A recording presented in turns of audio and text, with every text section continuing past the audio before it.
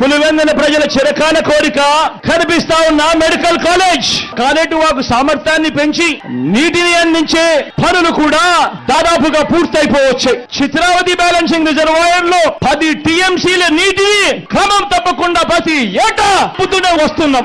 Errabelli lift irrigation scheme వేగంగా కూడా పనులు జరుగుతా ఉన్నది మన కళ్ళ ఎదుటే కనిపిస్తా ఉంది. నియోజకవర్గంలోని అన్ని గ్రామాలకు తాగునీటిని సప్లై చేసే కార్యక్రమం దాదాపుగా పూర్తయిపోయింది. పులివెందులలో స్కిల్ డెవలప్మెంట్ కాలేజ్ క్యాంపస్ ను కట్టడం పూర్తి చేసి ఆ క్యాంపస్ ను ప్రారంభించడం కూడా అయిపోయింది.